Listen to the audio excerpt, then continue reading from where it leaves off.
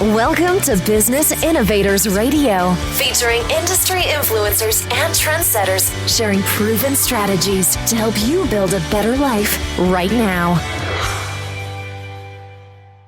Hello, listeners. Welcome to Business Innovators Radio. This is your host, Constant Taylor. Today, we have a very special guest on the show, and they're going to share some very exciting information with us. So, if you're looking to increase your personal and professional effectiveness, then you've come to the right place. Our special guest today is Michael Prager. Michael has been speaking professionally for over 4 years, and the content that he primarily speaks on is food addiction and personal sustainability. He's based out of the greater Boston area, and his second book coming out this fall is called Sustainable You. Michael, welcome to the show. Thank you. Glad to be here. Thank you for coming. Now, I'd like to kick off the show by asking you if you could tell the listeners a little bit about your speaking business and how you help people become more effective in what they do. Sure. I have two topics. They sound like they're not related, but they spring from the same well of experience in my personal life. I have lost more than 500 pounds in my life. I am maintaining a 155-pound loss for almost a quarter century. Wow. After the first 30 years of my life, when I had lost, you can do the math, about 350, but I gained back every pound. And my first book and my first topic around food addiction helps explain what allowed me to escape the condition that kept coming back for me. And my second one is just a deeper cut or a broader cut of the same experience. It no longer has to do with food for me. It has to do with how was I ending up in the same wrong place every time, which was back where I started. Mm-hmm. And how did I get out of it? And I'm able to explain that, I believe, in a way that is both informational and inspirational. And I feel called to do this work. Let's dive into food addiction. What are the elements, components of food addiction, and how do you help them address that issue? The scientific evidence has really become far more robust in the past, 5 or 10 years, underpinning the concept of food addiction. But when I started writing my book, which was even before 4 years ago, my goal was to explain to people what this thing was that had far more skeptics than believers, and explain why the skeptics were wrong, and more importantly, why it was important to individuals who might have it to understand what it was, and to the rest of us, well, I should say the rest of you, because I am a food addict, why it was important to everyone, whether they had it or not, whether they had a family member who might have it or not, because of the enormous physical, financial, and emotional cost that food addicts can suffer and cause. I shouldn't say it's not just the food addicts. We all experience the results of food addiction. Okay. Now there's a psychological component. I'm sure you will agree to food addiction. My question to you, speaking as a vegetarian since 2003, I found that there was a chemical addiction, and some of the foods that we eat have certain chemicals that actually get us addicted to the food. Could you address that, your thoughts and opinions on that? Sure, absolutely. I think that for many people, the way the majority of our food supply is manufactured, we've gotten a few steps too far away from what comes out of the ground. And those substances that result when you take out the fiber and other parts of the plants and turn them and refine what's left those substances affect us in different ways. In the same way, and it's not by coincidence that I use this example, in the same way that some people can drink alcohol and have no problem with it, and other people can drink and end up in the gutter. Mm-hmm. So it's not just is a substance addictive, it's an interplay of a person's physiology and a substance which has been manufactured, has been processed, or however you want to say that. And so it's not only emotional, it's not only psychological, and it's not only biochemical, but the interplay of all three for a food addict. And it can be very confusing to know, unless you know what you're looking for, and I don't mean you personally, of course. Mm-hmm.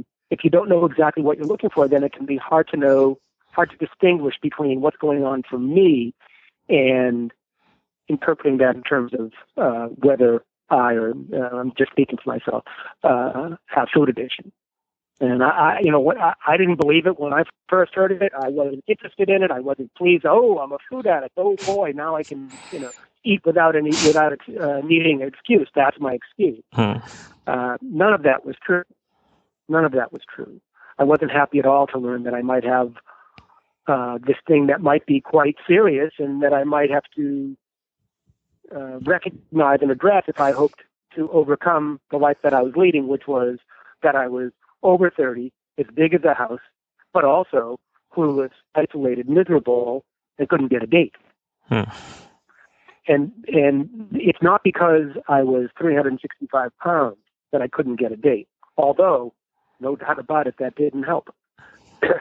Excuse me. It was because the reasons that led me to be 365 pounds, the lack of a sustainable approach to life,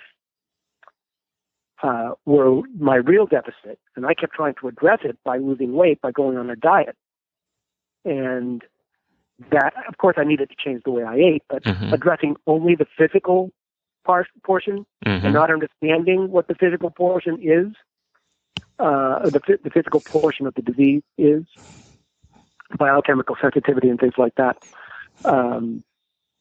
I was actually a very good dieter. I lost more than 350 pounds. I've lost more than 130 pounds 3 times, but I had done it twice before I became aware of addiction and whether I might be affected by it.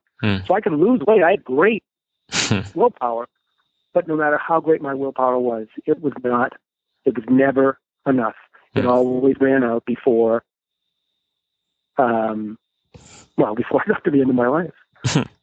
Well, I'm glad you addressed the 3 components and the 3 phases, because it gives you a tremendous amount of credibility in my mind, because you're hitting the psychological, you're hitting the physical and the chemical aspect of that. So that, I think that's awesome. Now, please share with us the 2 critical moments, the moment that the light bulb came on for you in terms of realizing exactly what you needed to do, and then the second phase of having the desire or the moment that you realized, hey, I need to share this with others on a large scale. 2 very good questions. Actually, in both cases, there was no light that came on.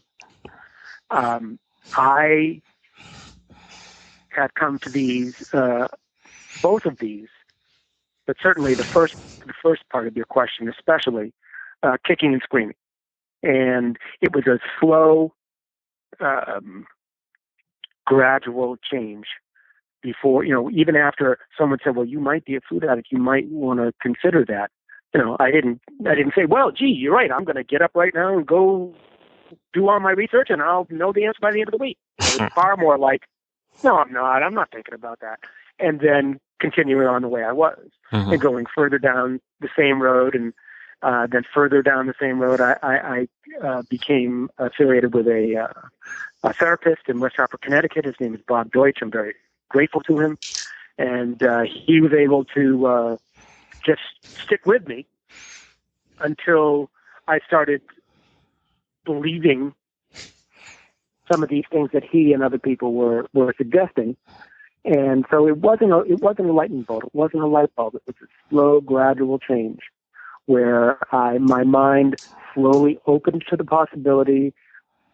And once it did that, then it was, okay, well, what do I do about it? And then I had to try some things that didn't work and some things that did. And, I don't say that I'm a recovered food addict. I say I'm recovering because I deal with some of the issues. Most days, not the physical biochemical one, because I don't put the foods into my body that have proven to be problematic in the past. Mm-hmm. And I don't. Okay, so the second one, I actually had these two women in my life. One was, they're both counselors of a type, and they both said to me, didn't know each other, and they both said to me independently around the same time, when are you going to write your book? And they didn't say, if you were going to write a book, what would it be about? And they didn't say, would you like to write a book? They said, when are you going to write it? So to them, it was already formed. It was already the thing that I just had to put together. And I said, forget it. Nobody wants that. I don't think that I have anything worth writing. And now you understand, I was a daily newspaper journalist for 30 years, so I haven't written professionally. And I reviewed books, and I wasn't just, what I want to say is that I thought I knew enough about the book business that what I had to say wasn't that important.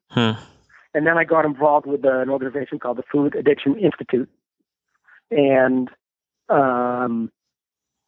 we decided that, some of us decided in that group, decided that we would write a book for a general audience. And the idea is that I would write one part of one chapter. And so I set about doing that. They said 10 to 15 pages. And when I got to 22 pages and realized, wow, I haven't even gotten started yet, I realized I did have something I wanted to say. And that book never got published. But it led, perhaps in some ways, my book is that book, my first book. And that's how I came to write the book, is by thinking I was doing something as part of a larger group and then realizing that I wanted to do this instead. Okay. Now let's talk about the subject of sustainability. Okay. How do you, and that's such a challenging thing, you take 2 steps forward and you take 3 steps back. How do you get to a place where you are able to get on solid footing and then build a foundation on that where you're not slipping back? I'm trying to, it's almost like a congenital defect. I'm not talking about sustainability as I believe most people regard it. I'm thinking that very specifically in how do I sustain myself? How does life sustain itself on Earth? I mean, that's not a small question. That's one of the big, big questions we face. And my observation is that we don't act in our own self-interest because we've lost sight of it. And I don't think we have time to go into all the reasons why I think that's true. But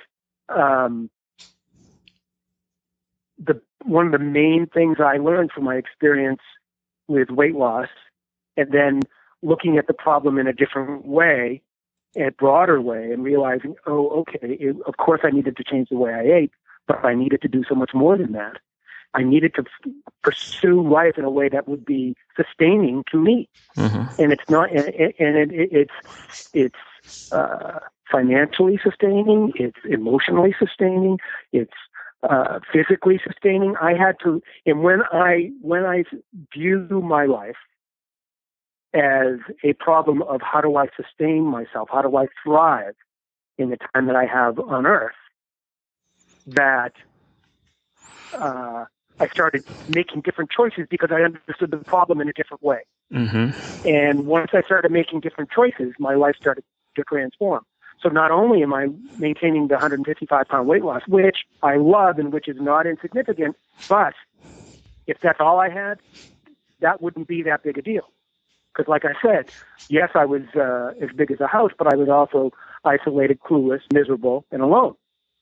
And now in the time after I started looking at life through this sustainability lens, my own life, I finally got a girlfriend at age 36. I got married at 46. I became a dad at 52. My last employer was the Boston Globe. I took a buyout from there in 2007. But prior to that, the Globe was the only paper that ever put me in charge of a section, even though it was the biggest paper that I ever worked at. And I've got a second book coming out. All these things, not just my weight loss, I firmly, completely believe came out of my decision slowly and not understanding exactly where I was going to look at life from how do I sustain myself? What are the choices I have to make in my own self-interest that will put my life on a sustainable footing? And I hate to sound like I fear it sounds, but I don't think it's over yet. I don't know where this will take me. I didn't know it was going to take me here, but where it is taking me is greater and better than I would have designed if I were fully in charge of it. Very inspiring. With the last 30 seconds, could you tell us what audience are you trying to reach out to, and what message would you like to give them? Yeah, you can imagine that's a little more than 30 seconds. I'm trying to reach out to two principal audiences. One focused around health and how to, interested in their own pathway to health, and the other one is to corporations who are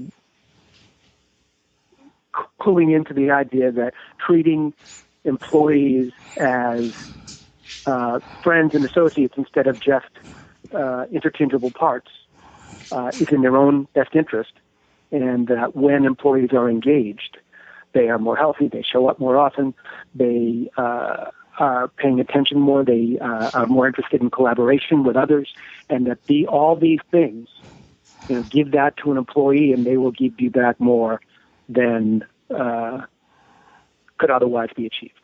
Now, if the listeners would like to learn more about what you do, the services that you provide, or if they'd like to contact you, how can they do that? All the information is at michaelprager.com. Prager is spelled Prager, and there's a video there of my work from the stage. There is a pretty robust blog. There is plenty of information and plenty of links, and including how to contact me directly. Okay, excellent. Well, Michael, thank you so much for coming on the show. That was very powerful and inspiring information that you shared with myself and the listeners. You bet. Thank you for the opportunity. Thanks for listening to Business Innovators Radio. To hear all episodes featuring leading industry influencers and trendsetters, visit us online at businessinnovatorsradio.com today.